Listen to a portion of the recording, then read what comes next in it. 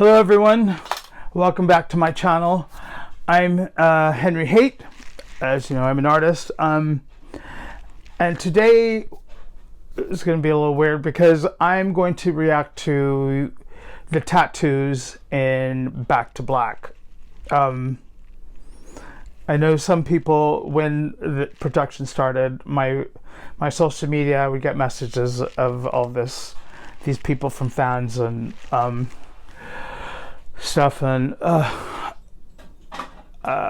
haven't seen the film, so part of this I'm just going to focus on the tattoos and give you some backstory of my input on that. So you came on a good night.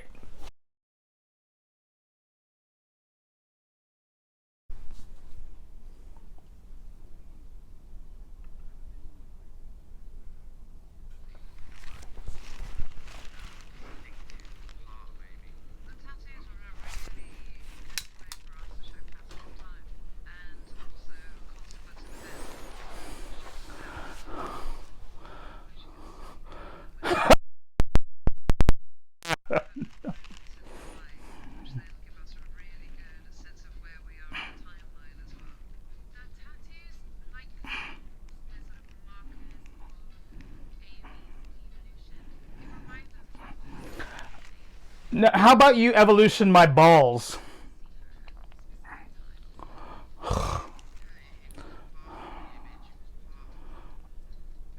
No. The fucking the horseshoe is a U. It's not a horseshoe. That's not Betty Boo.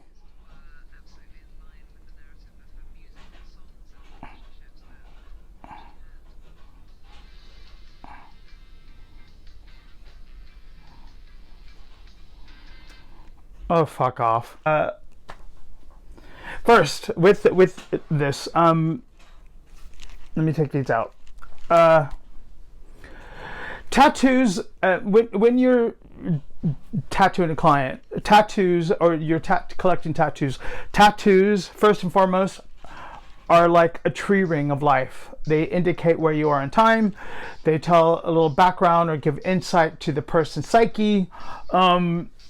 And it's a very intimate thing when you're tattooing someone, because you're stuck in a chair having someone stick needles in you, and you kind of have to have a discussion to get to know the person in exchange. And that's what happened with Amy. And you know, the first tattoo, she came in, she ripped all these pages out. I thought it was my book, blah blah blah. She wouldn't let me redraw it, and I was like, I just want to make it better. I was just like, no. She just wanted to look like an old tattoo, and that's not. I'm not known for. Amy's tattoos aren't indicative of my style or what I'm known for. I was trained as an all-rounder, which means I can do many styles. And you know, the pinup. She said, I don't have a lot of money. I said, don't worry about it. But because she came in late, I called my husband and I said, because it was around 6:30 on a Monday, and I said, I'm going to be late. And he's like, well, how late? And I'm like, well, I can't talk right now because the client's here, and I'm about to get ready to tattoo them.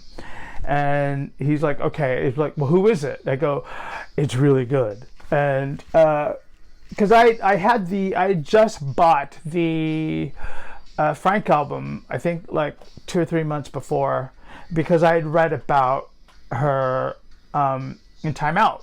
So that's, you know, I don't really listen to radio, but if I read about a good act and it's going thumbs up, I'm like, all right, let me check this out. So on a whim, what's 10 quid? So I bought it and I loved it. And here's this little girl, really shy at first, and the minute she felt comfortable with me, I remember sitting in the chair, and I will say, in that featurette, they got the chair right. Because I have an old 1940s dentist chair that I bought on Holloway Road in Islington. But anyways, I was getting ready, getting the needles and stuff, and prepping my station. And she sits down. She goes, "Do you mind if I smoke?" And without even missing a beat, when I looked at her about to respond, and I was like, "This fucking broad," you know. I goes, "Well, I guess she feels comfortable." Yeah, okay. And you know, I'd already closed the shop. Everyone had actually left in my shop early because it was a sunny day. They wanted to go out in the park and do whatever, sit in a pub and drink, blah blah blah. And we just started talking, and little by little, I got to know her. And she, you know, the tattoo should have taken maybe an hour and 20 minutes at most. We were there for 3 hours, just shooting the shit, and you know, I asked her if she wanted a soft drink in the fridge, and you know, we were just, and she just, you know, that chick could talk under fucking water. Let me put it that way. And a friendship began. And the next day, she came in and asked to walk my dog. But now back to the tattoos.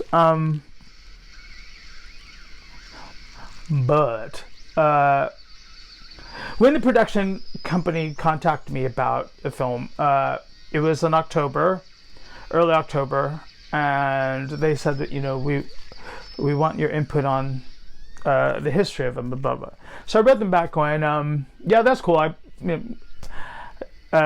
Able to help, and because they mentioned that, you know, it had the approval of the family, you know, and me knowing the family, when they asked me to do certain things for the benefit of the foundation and stuff, I have been there to support them. And I said, sure. So they said we need a timeline of who in her circle I knew, and you know who I tattooed, yada yada yada. And I gave a breakdown, and it took me about a day to sit at the computer and kind of give a timeline of when I did the tattoos. Now, I didn't tattoo the Never Clip My Wings. I know she had that done in New York. I didn't tattoo the Blake one. I was supposed to, but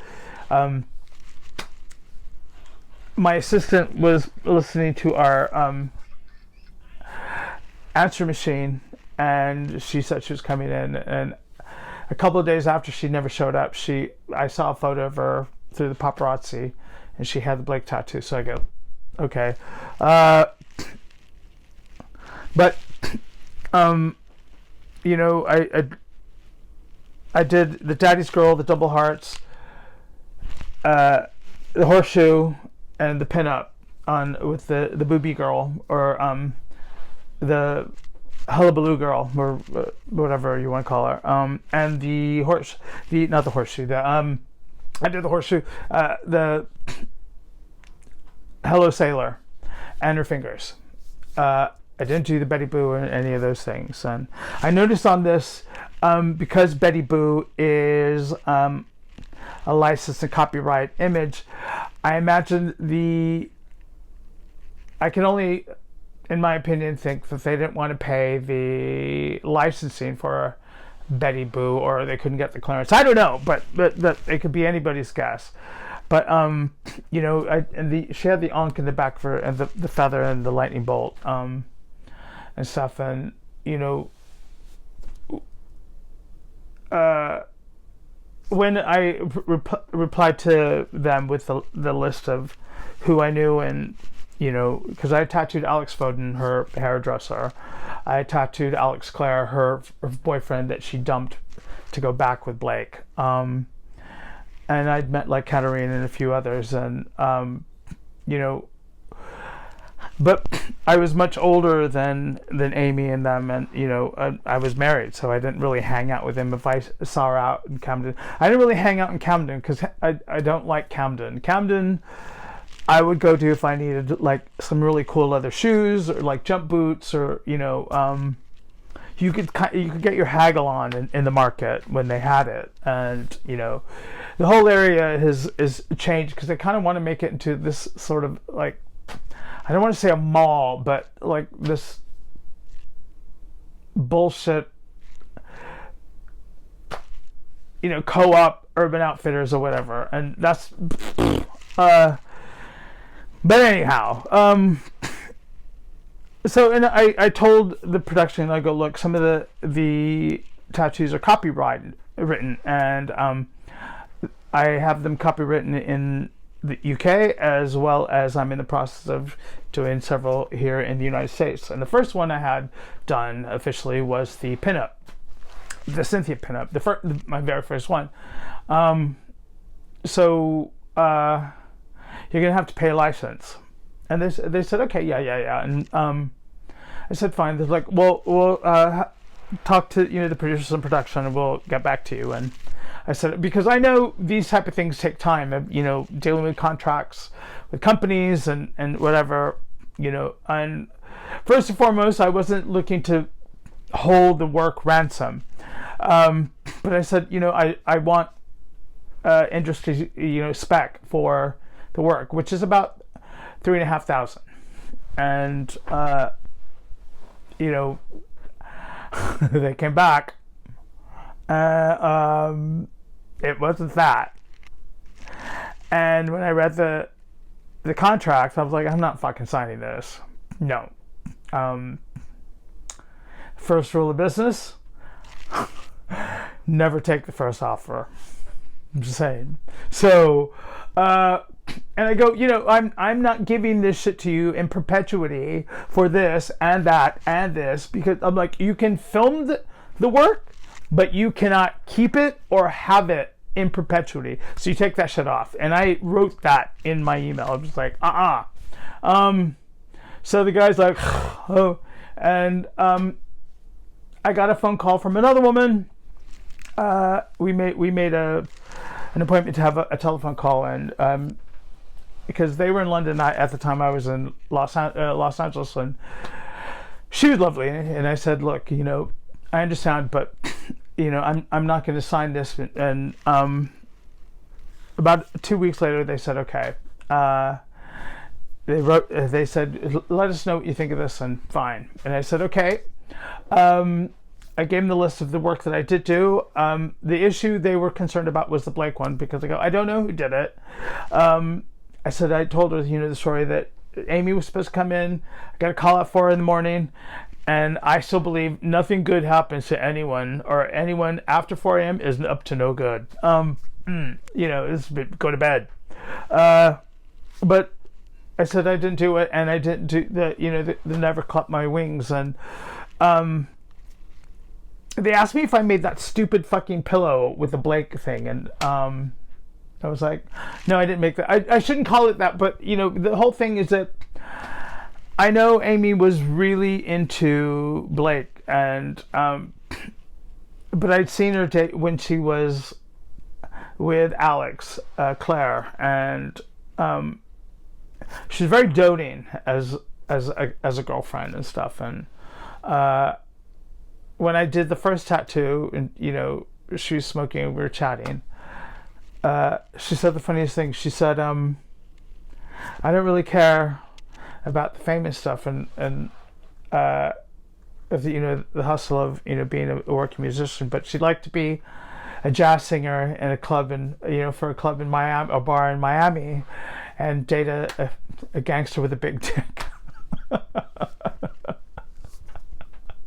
Me too. Well, the big dick part, but I mean, I don't need some thug or gangster, but I get it. I've had my share of fucking wild men, and no, it's a fucking headache. No, run the opposite way. But and what? I'll admit, I fucking had a man crush boner for Alex Clare, because I like that type of dude.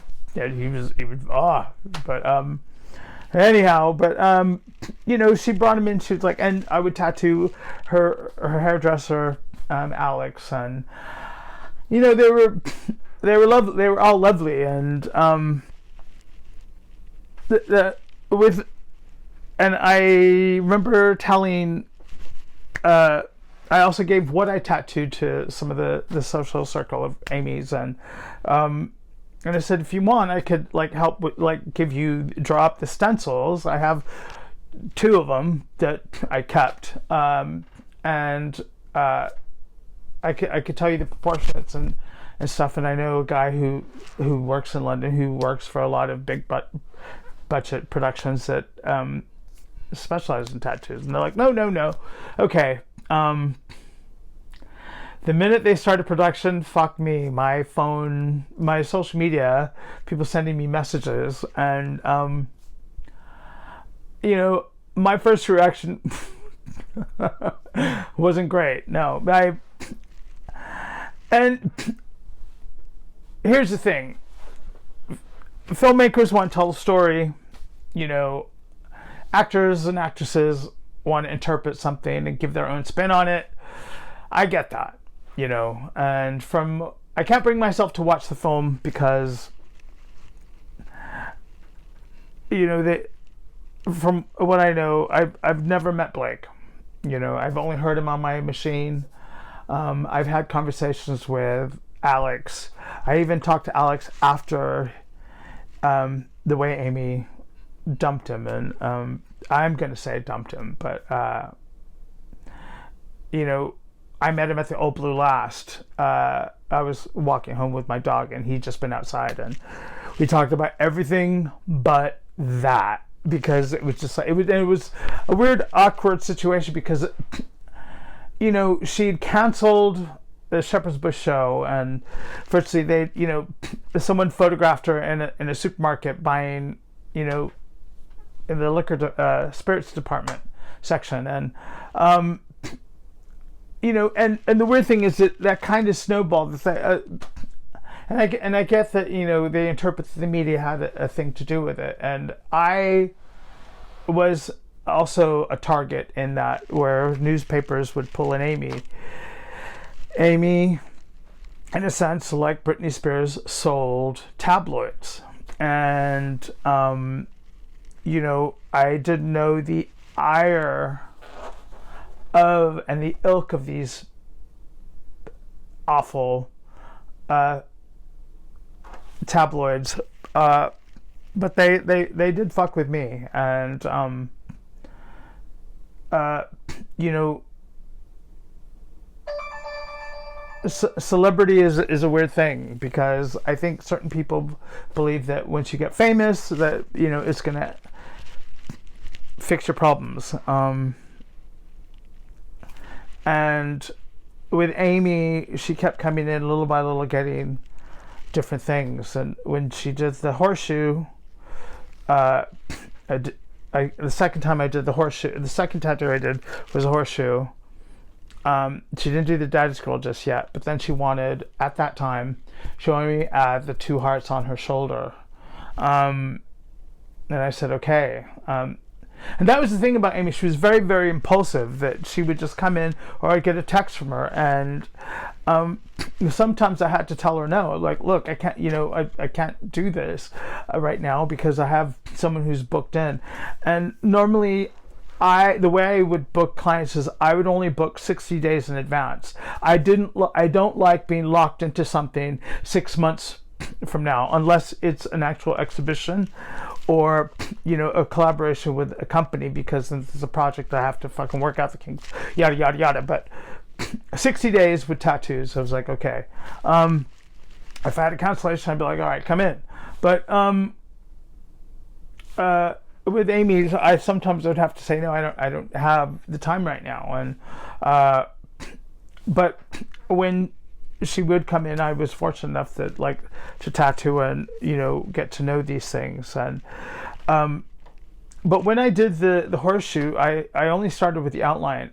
I did not color the tattoo in, because she told me she only had 60 quid, and I was like, well, she's asking essentially for, you know, 180-pound tattoo, and I said, yeah, you know, right, because she liked walking my dog, and I was like, oh yeah, all right, you know, I'm getting to know her, and, you know, that's the dog walker fee, so, you know, yeah, so but when I spoke to the production company, I said, you know, they negotiated and everything, and they said that, you know, we don't need your help.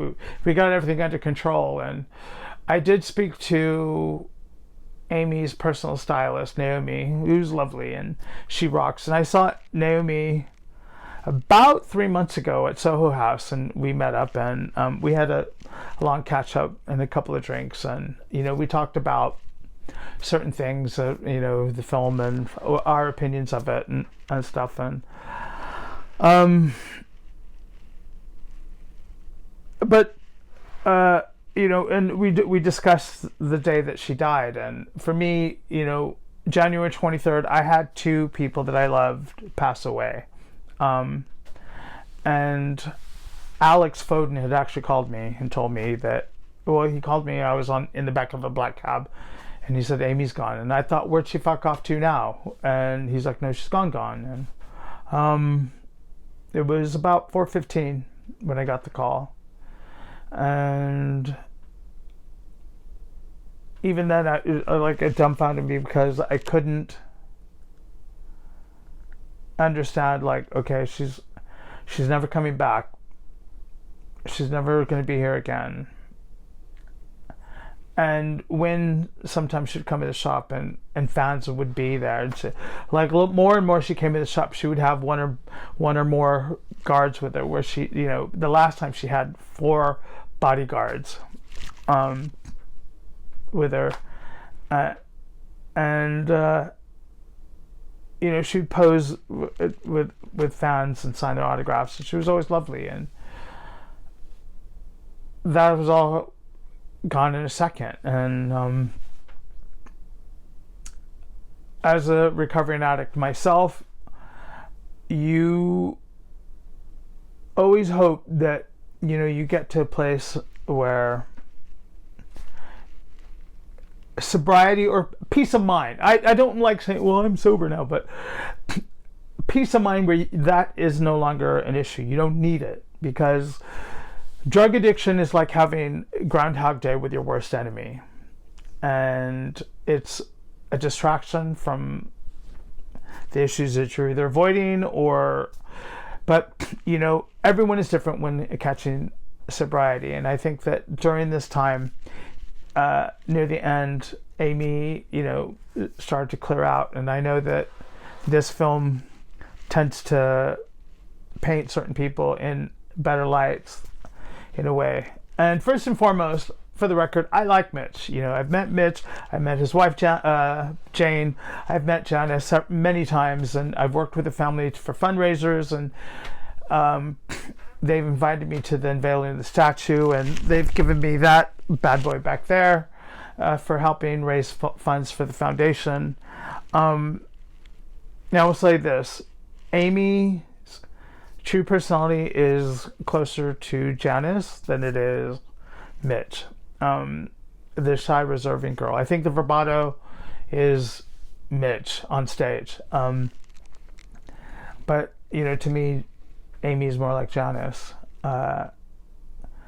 And so, I don't really have an emotional connection to the tattoos. I've kind of leave them to the universe, and people ask, oh, will you do this? And it's nice when I see fans kind of recreate the work or interpret it in a way, and that I get with like I said, I try not to have an emotional connection to the tattoos. I will say that I did take the Amy Winehouse pinup for granted, and that's what I'm known for. And when I look at the tattoos in the film, it's just like they're crooked, they're wonky, they're like lopsided. And then don't fucking get me started on fucking Amy Winehouse imitators, because I've started copywriting the work that, I've asked certain, one particular one in the UK, I don't want you using my shit to promote your fucking concerts. And she's like, well, I'm going to tell Mitch and what. I'm like, tell fucking Mitch and Janice. They don't own the goddamn copyrights to the work. I do. And the whole thing is that I don't want you using my shit to promote you, because, and here's the thing, like with Elvis impersonators, Elvis has this massive body of work, and granted, Amy has 3 albums, and you could see an involvement of an artist, you know, but everyone reduces her to the fucking beehive and the tattoos, and there's a living, breathing person behind that, first and foremost, you know. Although, am I associated with this tattoo forever? Yes, but I want to protect it. I'm protected of the work. I don't fucking make a dime from eBay, Amazon, and all these third-party things, and I'm working in the midst of like trying to protect the work, just so I don't want, you know, people make T-shirts out of this shit, and I'm just like, hey, stop doing that, and they're like, well, I don't want to fucking any threat from you, and but you know, social media has created this fucking arrogant monster, and you know, I don't go knocking the dicks out of your mom's, you know, mouth when on her patch. So I don't appreciate people doing that with me and my work. And although, you know, that is what I'm primarily known for, my attachment is to protect the work and not exploit it. And you know, and that's what pisses me off about when I see it, because there's a history behind it when I look at it. And then when I saw that film, and then the fucking wall with the fucking, you know, crosses and scissors and a shoddy bit. That's how I look at the fucking film. It was a half-assed attempt, and you know, and especially in the day and age where everyone wants to be fucking authentic, real, transparent. How about they transparent my balls? There, I said it. So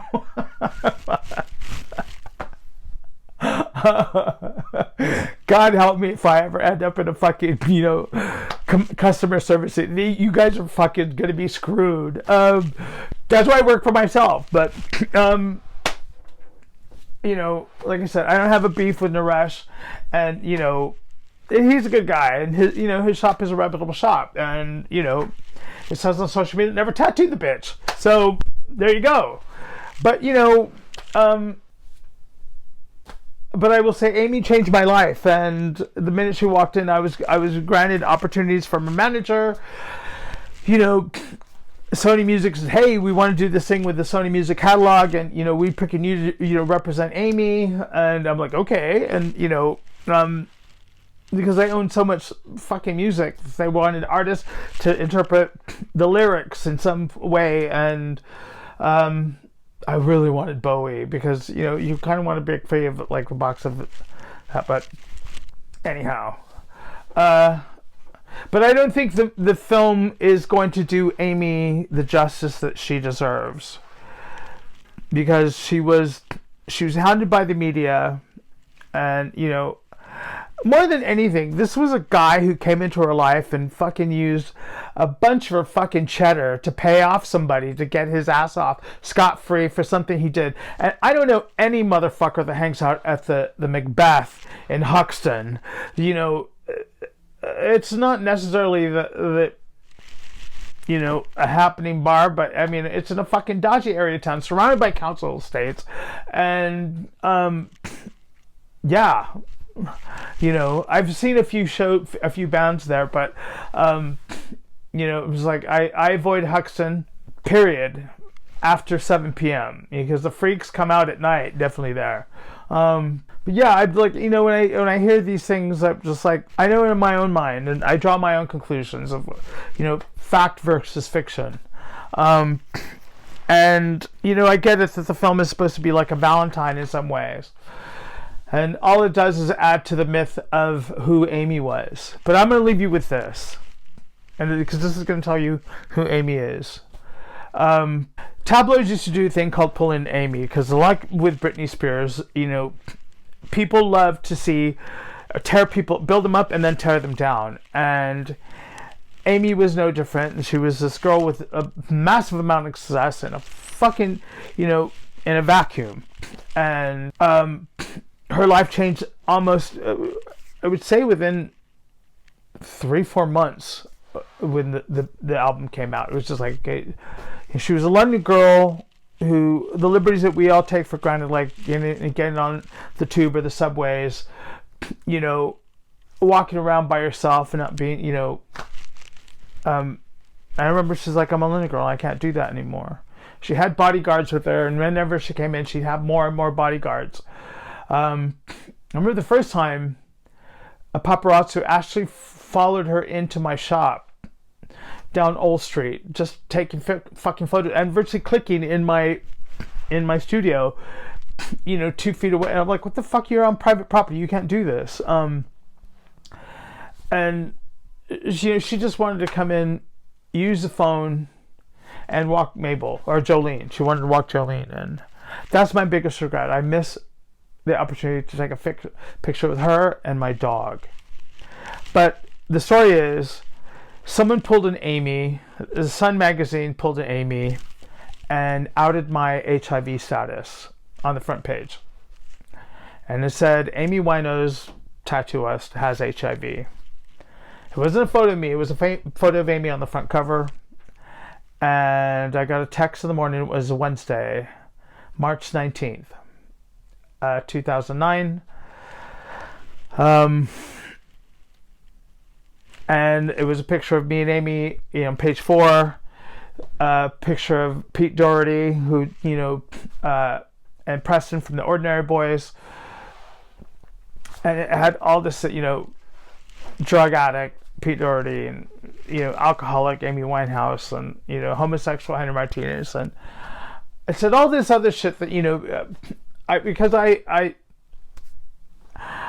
was getting checked regularly, but I hadn't disclosed my HIV status to the council. One, the council never asked, and the council that day the article came out contacted me going, we've never had an issue like this before, but we're going to have to figure out what to do. And at the time, I was in the midst of, I had submitted my shop license renewal. They'd already cashed the fucking check. And I was tattooing Alex Foden, her hairdresser, the very next day.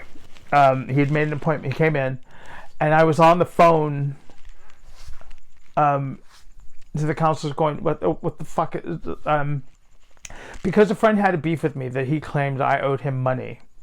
And I go, you're fucking ridiculous. And he thought he'd get back at me by trying to destroy my business on the back of Amy. And the tabloid thought that they could make more money selling this type of story on the back of Amy.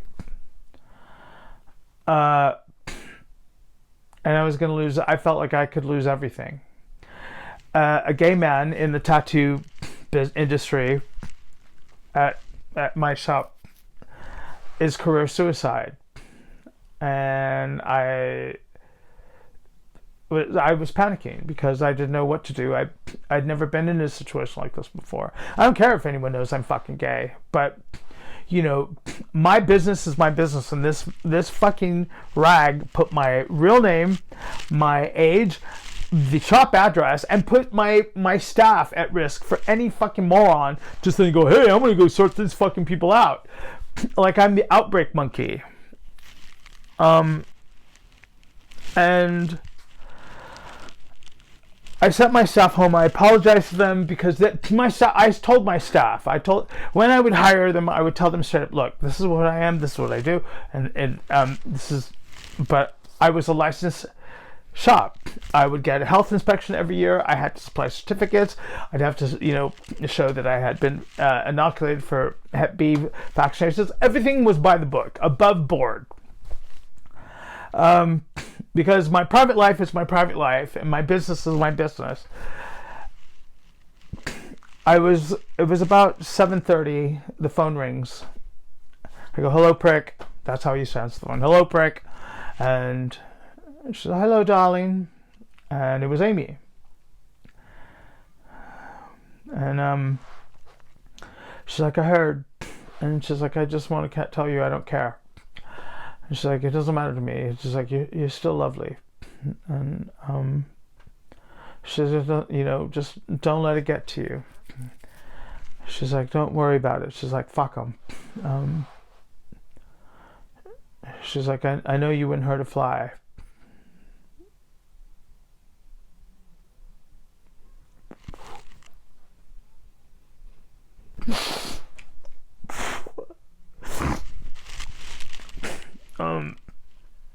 She didn't have to call, but she did. And you know, I was like, the fucking council don't know if they want to like renew my license, and you know, I like my partner had his shop, and I was just like, and the next 3 days after that fucking article came out, because it was on the front page, wherever I went, to a restaurant, a fucking park, people were like, you're like the guy in the sun. And, you know, it was like, I don't want my personal shit, like, you know, so I just got an inkling of what that felt like. Just because someone had it in for me to get back at me on the back of her. And this woman took the time out to give me a call.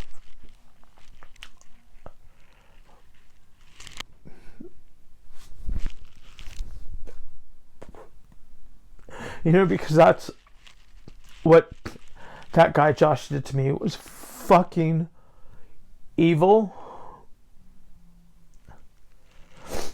But it made me stronger. No pun intended, but you know, I got through it because tattooing is a boys' industry, and you know, to be an openly gay man and then HIV positive, I thought, you know, I'm done. And ironically, I turned it around. I made shit into fertilizer. And Amy didn't care. And, you know, it was just me on the phone, and she was out trying to sort her shit, get her head clear, and she was there. Just for 3 minutes.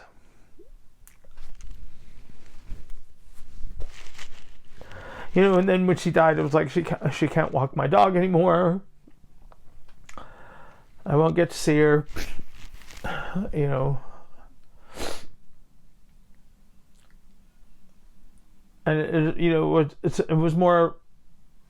It wasn't about the tattoos. It's like, you know, she was loved by a lot of people, and I was just fortunate that I got to know the real her, even just for a few years. So that's why I won't watch the film. I mean, you know, I did my part. I said, here, you can take the work, and you know, but you can't own it. You can't make merch out of it. You know, you can just use it for streaming, press, and stuff. But anything outside of the fucking film, fuck you.